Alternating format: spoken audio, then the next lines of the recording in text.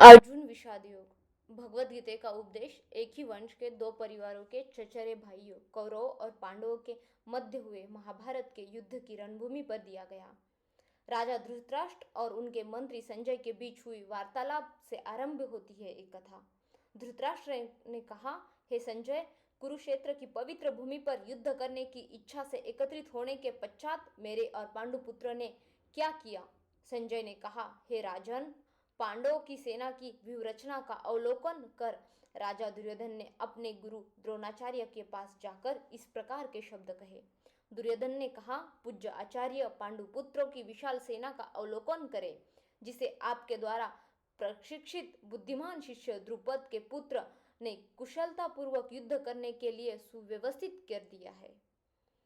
यह इस सेना में भी भीम और अर्जुन के समान बलशाली युद्ध करने वाले महारथी युयुधान, विराट और द्रुपद के पुत्र अनेक शूरवीर धनुर्धर है। यहाँ पर इनके साथ धृतकेष्टु, चेकितान, काशी के पराक्रमी राजा कांशीराज, पुरुजीत, कुंतीभोज और क्षैव्य सभी महान सेना नायक है। इनकी सेना में पराक्रमी युद्धमन्यु, शूरवीर, उत्तमौजा, सुभद्रा और द्रौपदी के पुत्र भी है, जो सभी निश्चित ही महाशक्तिशाली योद्धा है। इसका अर्थ क्या है? दुर्योधन ने सबसे पहले जाकर पांडवों की व्यूहरचना देखी। वहां पर देखा कि उन्होंने कैसा सेटअप किया है, उनका कौन कौन आया है उनकी तरफ से, कौन कौन महारथी है वहां पर। इसका अर्थ हमारे रियल लाइफ में हम इसको कैसे तय करें? हमें क्या करना है? सबसे पहले हमें एनालाइज करना है, हमें देखना है, हमें भी हमारे मन में चल रहे इस महाभारत में हमें हमारा गोल सेट करना है और देखना है कि हम इसमें हमें कितने बड़े लोग हैं, उनका स्ट्रगल है, उनकी सक्सेस है। यानी कि जिस क्षेत्र में भी आप जाना चाहते हो उस क्षेत्र के लोगों को देखो कि वहाँ पर कौन कौन खड़ा है, किस किस ने उस क्षेत्र में सक्सेस आ चुकी है। क्योंकि युद्ध से पहले दुर्योधन ने पांडवों से और सेना का अवलोकन किया था और ये निश्चित किया था कि पांडवों को टक्कर देने के लिए दुर्योधन के पास भी पांडवों के बराबर योद्धा थे। गोल, सक्सेस, ये देखना हमें भी हमारी ये देखना चाहिए। पहले हमें एनालाइज करना है कितना टाइम लगेगा, स्किल क्या चाहिए, बेटर स्किल्स क्या है हमारे पास, ये सुनिश्चित करना होगा हमें, जैसे दुर्योधन ने किया था। तभी हे ब्राह्मण श्रेष्ठ, हमारे पक्ष की ओर के उन सेना नायकों के संबंध में भी सुनो जो सेना को संचालित करने में विशेष रूप से निपुण है। अब मैं तुम्हारे समक्ष उनका वर्णन करता हूँ। इस सेना में सदा विजयी रहने वाले आपके समान भीष्म, कर्ण, कृपाचार्य, अश्वत्थामा, विकर्ण तथा सोमदत्त का पुत्र भूरिश्रवा आदि महापराक्रमी योद्धा है, जो युद्ध में सदा विजेते रहे हैं। यहाँ हमारे पास पक्ष में अन्य अनेक महायोद्धा भी है, जो मेरे लिए मेरे जीवन का बलिदान देने के लिए तत्पर है। वे युद्ध कौशल्य में पूर्णतया निपुण और विविध प्रकार के शस्त्रों से सुसज्जित है। हमारी शक्ति असीमित है और हम बस समान महान सेना भीष्म पितामह के नेतृत्व में पूरी तरह से संरक्षित है, जबकि पांडवों की सेना की शक्ति भीम द्वारा भली भांति रक्षित होने के पश्चात भी सीमित है। अंत में कौरव सेना के सभी योद्धगणों से मैं आग्रह करता हूँ कि सब अपने मोर्चे पर अडिंग रहते हुए भीष्म महापितामह की पूरी सहायता करें। तत्पश्चात कुरुवंश के वयोवृद्ध परम यशस्वी महायोद्धा यव भीष्म पितामह ने सिंह गर्जना की और ध्वनि करके अपने शंख को उच्च स्वर से बजाया, जिन्हें सुनकर दुर्योधन हर्षित हुआ। मतलब यहाँ पर दुर्योधन क्या करता है, पहले जाकर देख कर आता है कि पांडवों के पास कौन कौन है और अपना खुद का एनालाइज करता है कि पांडवों को टक्कर देने के लिए, पांडवों का सामना करने के लिए उसके पास उतने सारे योद्धा है या नहीं। उसी तरह से हमें अपने लाइफ में हमें देखना है कि हमें जिस क्षेत्र में जाना है उस क्षेत्र में वो सक्सेस पाने के लिए, उस क्षेत्र का महारथी बनने के लिए हमारे पास वो स्किल्स है क्या। मानो किसी को डेवलपर बनना है, किसी को कोडिंग तो सीखनी पड़ेगी, आपके पास वो कोडिंग वाले स्किल्स है या नहीं।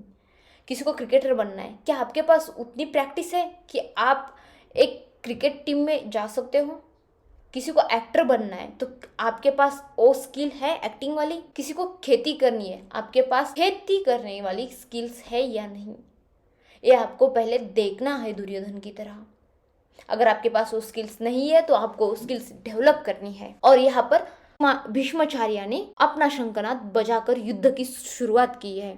तत्पश्चात कुरुवंश के वयोवृद्ध परम यशस्वी महायोद्धा एवं वृद्ध भीष्म पितामह ने सिंह गर्जना जैसे ध्वनि करने वाले अपने शंख को उच्च स्वर में बजाया, जिसे सुनकर दुर्योधन हर्षित हुआ। इसके पश्चात शंख, नगाड़े, बिगुल, तुरही तथा सिंह अचानक एक साथ बजने लगे। उनका समवेत स्वर अत्यंत भयानक था। तत्पश्चात पांडवों की सेना के बीच श्वेत अश्वों द्वारा खींचे जाने वाले भव्य रथ पर आसीन माधव और अर्जुन ने अपने अपने दिव्य शंख बजाए। ऋषिकेश भगवान कृष्ण ने अपना पाण्य शंख बजाया, अर्जुन ने देवदत्त शंख बजाया तथा अति भोजी एवं अति दुष्कर कार्य करने वाले भीम ने पांडु नामक का शंख बजाया। हे पृथ्वीपति राजन, राजा युधिष्ठिर ने अपना अनंत विजय नाम का शंख बजाया तथा नकुल और सहदेव ने सुयोग नाम या मणिपुष्पक नाम का शंख बजाए। श्रेष्ठ धनुर्धन काशीराज, महायोद्धा शिखंडी, धृष्टद्युम्न, विराट, अजय, साहित्यिकी, द्रौपदी के पुत्र, पांचों पुत्र, सुभद्रा के महाशाली पुत्र वीर अभिमन्यु आदि सबने अपने अपने अलग अलग शंख बजाए और युद्ध की शुरुआत की। हे धृतराष्ट्र, इन शंखों से उत्पन्न ध्वनि द्वारा आकाश और धरती के बीच हुई गर्जना ने आपके पुत्रों के हृदय को विदीर्ण कर दिया। मतलब पांडव और कौरव दोनों की सेना कुरुक्षेत्र में पहुंच गई है युद्ध के लिए अपनी पूरी तैयारी के साथ। जैसे हम इंसान एग्जाम के लिए बैठते हैं, पूरे साल मेहनत करते हैं और एग्जाम के लिए हम अपने अपने स्किल्स के साथ बैठ जाते हैं। और एग्जाम का टाइम जब स्टार्ट होता है तो पहला पेपर आता है और हम उस टाइम के हिसाब से हमारा शंख बजता है, टुंग टुंग टुंग, ये वाली जब घंटी बजती है 3 बार, तब हमारी एग्जाम स्टार्ट होती है। इसी का अर्थ है ये है कि जीवन की हर एक एग्जाम हमारी ऐसी ही होती है। हमें कोई भी स्किल सीखनी है, हमें किसी भी क्षेत्र में परिपूर्ण होना है, या हमारा एक युद्ध चलता है, जब तक हम उस स्किल को सीख नहीं पाते। फॉर एग्जांपल मान लीजिए अगर आप इंग्लिश सीख रहे हैं, तो जब तक आपकी इंग्लिश लैंग्वेज कंप्लीट नहीं हो पाती तब तक आप उसका स्ट्रगल करते हो। तो नाउ आप आपका शंख बजाइए, शुरुआत का शंख। मैं इस युद्ध के लिए रेडी हूँ और मैं एक करना चाहता हूँ, इसे कहते हैं शंखनाद करना। जैसे सभी योद्धा ने अपना अपना शंख बजाकर किया था एक युद्ध की शुरुआत। उस समय हनुमान के चिन्ह की ध्वजा लगे रथ पर आसीन पांडु पुत्र अर्जुन अपना धनुष उठाकर बाण चलाने के लिए उद्यत दिखाई दिया। हे राजन, आपके पुत्रों को अपने विरुद्ध व्यूह रचना में खड़े देखकर अर्जुन ने श्री कृष्ण से यह वचन कहे। अर्जुन ने कहा, हे अच्युत, मेरे रथ दोनों सेनाओं के बीच खड़ा कर दे, कृपा करें ताकि मैं यह एकत्रित युद्ध करने की इच्छा रखने वाले योद्धाओं जिनके साथ मुझे इस महासंग्राम में युद्ध करना है उनको देख सकूं। मैं उन लोगों को देखने का इच्छुक हूँ जो यहाँ पर धृतराष्ट्र के दुराचारी पुत्रों को प्रसन्न करने की इच्छा से युद्ध लड़ने आए हैं। संजय ने कहा, हे भरतवंशी धृतराष्ट्र, निद्रा पर विजय पाने वाले अर्जुन द्वारा इस प्रकार के वचन बोले जाने पर तब भगवान श्री कृष्ण ने उस भव्य रथ को दोनों सेनाओं के बीच में जाकर खड़ा कर दिया। इसका मतलब अर्जुन ने क्या किया, पहले वो देखना चाहता था कि उसके सामने कौन कौन खड़े हैं, उसके सामने कौन कौन खड़े हो गए हैं लड़ने के लिए। हमें भी उसी प्रकार खुद को पहले एनालाइज करना है। फॉर एग्जाम्पल हमारा करियर एमपीएससी यूपीएससी है, तो हमें उस सक्सेसफुल लोगों को देखना है और ये पता करना है कि उन लोगों ने कितना स्ट्रगल किया है, उनका हार्डवर्क क्या है, उनकी जर्नी एनालाइज करनी है। हमें भी हमारे गोल के मदोमद जाकर खड़े रहना है और एनालाइज करना है अपनी शक्तियाँ, उनकी शक्तियाँ। हमें भी ये देखना है कि हमारे सामने कौन सा संकट खड़ा है, हमें क्या करना होगा, हमें क्या नहीं करना होगा। ये सब कुछ हमें तभी हम एनालाइज कर पाएंगे जब हम उसके युद्ध के बीचों बीच जाकर खड़े होकर देख पाएंगे। यही सिखाता है हमें ये वाला वाक्य। भीष्म, द्रोण तथा अन्य सभी राजाओं की उपस्थिति में भगवान श्री कृष्ण ने कहा, हे पार्थ, यहाँ एकत्रित समस्त कुरुओं को देखो। अर्जुन ने वहां खड़ी दोनों पक्षों की सेनाओं के बीच अपने पिता तुल्य चाचाओं, ताऊओं, पितामह, गुरुओं, मामाओं, भाइयों, चचेरे भाइयों, पुत्रों, भतीजों, मित्रों, ससुर और शुभचिंतकों को भी देखा। जब कुंती पुत्र अर्जुन ने अपने बंधु बांधवों को वहां देखा तब उसका मन अत्यधिक करुणा से भर गया और फिर घन शोक के साथ उसे निम्न वचन कहे, अर्जुन ने कहा, हे कृष्ण, युद्ध करने की इच्छा से एक दूसरे का वध करने के लिए यहाँ अपने वंशजों को देखकर मेरा शरीर के अंग कांप रहे हैं, मेरा मुंह सूख रहा है, मेरा सारा शरीर कांप रहा है, मेरे शरीर के रोए खड़े हो रहे हैं, मेरा धनुष गांडीव मेरे हाथ से सरक रहा है और मेरी पूरी त्वचा जलन हो रही है, मेरा मन उलझ रहा है और मुझे घबराहट हो रही है। अब मैं यहाँ और अधिक खड़ा नहीं रह सकूंगा। केशी राक्षस को मारने वाले केशव, मुझे केवल अमंगल के लक्षण दिखाई दे रहे। युद्ध में अपने वंश के बंधु बांधवों का वध करने से मुझे कोई अच्छाई दिखाई नहीं दे रही और उन्हें मारकर मैं कैसा सुख पाऊंगा मधुसूदन।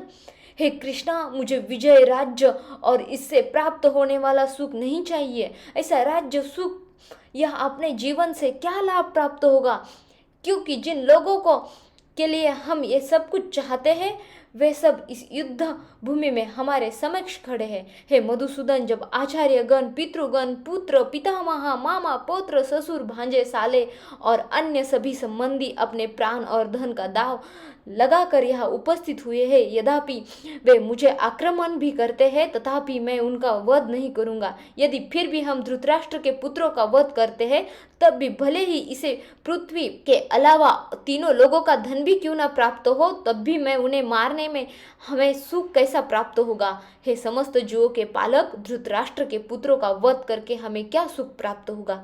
यद्यपि वे सब अत्याचारी है, फिर भी यदि हम उनका वध करते हैं तब निश्चित ही उन्हें मारने का हमें पाप लगेगा। इससे पहले अपने चचेरे भाइयों, धृतराष्ट्र के पुत्रों और मित्रों सहित अपने स्वजनों का वध करना हमारे लिए किसी भी दृष्टि से उचित नहीं है माधव।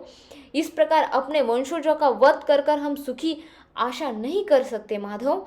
यद्यपि लोग से अनुभवित विचारधारणा के कारण वे अपने स्वजनों का विनाश या प्रतिशोध के कारण और अपने मित्रों के साथ विश्वासघात करने में कोई दोष नहीं रख पाते, तथापि हे जनार्दन, जब हमें स्पष्टता अपने बंधु बांधवों का वध करने में अपराध दिखाई देता है, तब हमें ऐसे पापमय कर्म से क्यों न दूर हो जाए।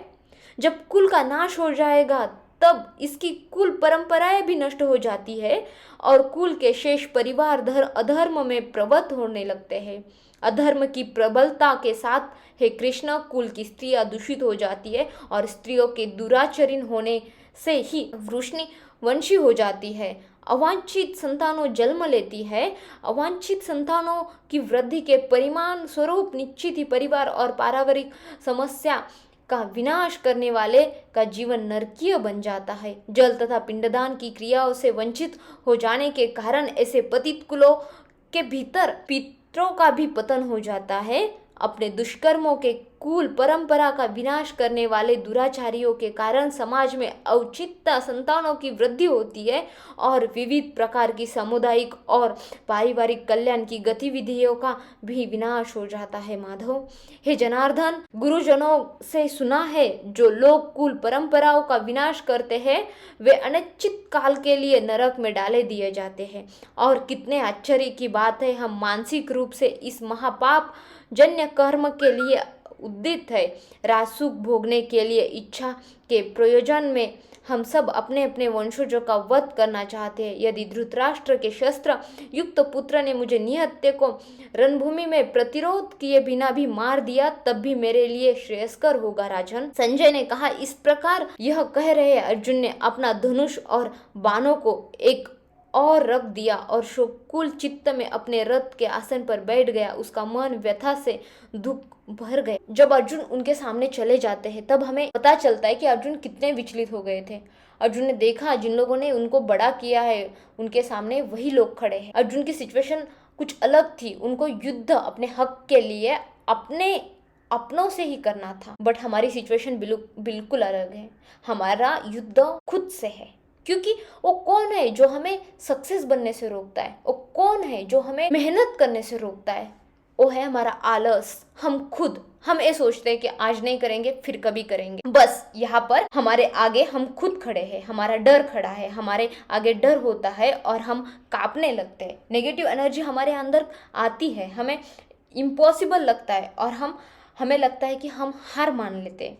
अर्जुन के सामने उसके अपने थे, पर हमारे सामने हम खुद हैं। हमें जिस किसी भी क्षेत्र में सक्सेसफुल बनना है तो हमें एनालाइज करना होगा, जैसे दुर्योधन ने किया था कि हमारे पास भी वो स्किल्स है या नहीं। अगर नहीं है तो स्किल सीख लो, और अर्जुन की तरह हमें हमारे मन रूपी रथ को एक बार हमारा जो भी गोल है वहाँ पर जाकर रखो और देखो वहाँ पर जाने कितने लोग खड़े हैं सक्सेस को हाथ में लेकर। कितने लोगों ने सक्सेस को हासिल किया होगा, उनकी जर्नी एनालाइज करो, उनका स्ट्रगल देखो। स्ट्रगल तो उन्होंने बहुत किया होगा, क्योंकि बिना स्ट्रगल के सक्सेस नहीं मिलती मेरे दोस्तों। और समझो, खुद के डर के सामने खड़े हो जाना और अपने डर से आपको खुद युद्ध करना है। फॉर एग्जाम्पल, कोई बहुत हेल्दी है और फिट है, हमें भी उसके जैसी बॉडी चाहिए, तो क्या करना होगा? हमें पहले उसका स्ट्रगल देखना होगा। वो बंदा हर दिन जिम जाता है, उसने पहले बहुत मेहनत की होती है, तभी जाकर आज उसकी एक फिट और हेल्दी बॉडी हमें दिखाई देती है। अगर हमें भी उसके जैसी फिट और हेल्दी बॉडी बनानी है तो क्या करना होगा? सबसे पहले हमें जिम ज्वाइन करनी होगी। अगर हम जिम ज्वाइन करते हैं तो जिम ज्वाइन करने से हमारा प्रॉब्लम सॉल्व नहीं होगा। हमें हर दिन जिम जाना होगा, वहाँ पर मेहनत करनी होगी, हर दिन नाक को हाँ में बदलना होगा, तभी तो हम हमारे डर से जीतेंगे। यही सिखाता है हमें महाभारत का पहला अध्याय अर्जुन विषाद योग। योग में क्या क्या सीखे? पहले तो दुर्योधन अपनी स्किल्स को एनालाइज करता है, देखता है कि अर्जुन के पास कितने सारे योद्धा है, मेरे पास भी उतने हैं, मेरे पास भी वो सामर्थ्य है कि जो मैं उनसे फाइट कर सकूंगा, उस फाइट में स्टिल खड़ा रह पाऊंगा। ये हमें देखना है कि हमारे पास वो स्किल्स है क्या, वो गोल अचीव करने के लिए वो सब कुछ है क्या। सेकेंडरी हमें क्या करना है कि शंखनाद बजाना है, मतलब हमें शुरुआत करनी है, एक प्रॉमिस करना है, शंखनाद बजाना है कि यहाँ पर इसका अर्थ हमारे रेगुलर लाइफ में, हमारे ह्यूमन के लाइफ में ये होता है कि हमें खुद को प्रॉमिस करना है कि मैंने इसको अभी स्टार्ट किया है और मैं इसको एक पूरी तरह से जीत कर ख़त्म करूँगा। ओके, थर्ड क्या होता है कि हमें अर्जुन की तरह बीचों बीच जाकर देखना है कि मैं जिस क्षेत्र में मुझे सक्सेसफुल बनना है वहाँ पर कितने लोग खड़े हैं मेरे सामने, उन लोगों की स्किल्स क्या है, उन लोगों ने क्या क्या लर्न किया है। मुझे वो सब स्किल्स सीखने हैं, मुझे उससे आसानी होगी और मुझे खुद को डेवलप करना है। यही तो सिखाता है हमें अर्जुन विषाद योग, क्योंकि हमें हमारे डर को हराना है और डर को हराकर ही हम जीत सकते हैं, हम कामयाब बन सकते हैं। यही है अर्जुन और हमारे डर का मतलब, अर्जुन विषाद योग। और ये भगवद गीता का पहला अध्याय है।